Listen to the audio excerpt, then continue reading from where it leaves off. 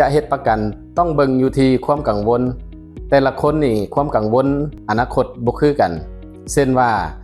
ถ้าเฮากังวลว่าหากเจ็บเป็นมาแล้วต้องได้ไปห้องหมอจะเอาเงินใส่มาจ่ายค่าปิ่นปัวอันนี้ต้องเน้นใส่ประกันสุขภาพ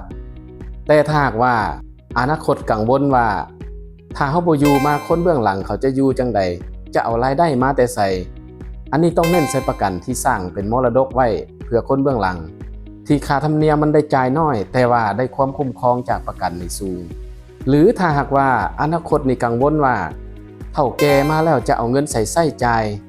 ในยามที่หาเงินบ่ได้เกษียณจากเวียกแล้วอันนี้ก็ต้องเน้นใส่ประกันแบบสะสมทรัพย์เน้นในการทอนเงินในระยะเวลาที่ยังหาเงินได้ให้แบ่งเก็บเอาไว้เทื่อละน้อยเพื่อว่าอนาคตมามีเงินก้อนใหญ่ไว้ใช้หรือถ้ากังวลว่าอยากมีเงินกินเงินใช้ไปทุกเดือนทุกปีแบบตลอดชีพเลยอันนี้ต้องเน้นใช้ประกันแบบบำนาญ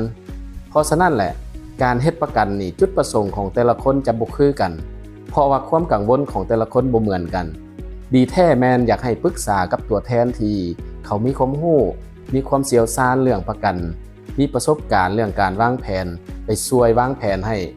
ท่านจะได้ประกันที่มันเหมาะสมกับตัวของท่านเองถ้าหากว่าท่านยังบ่มีไผที่เป็นตัวแทนที่ท่านไว้ใจ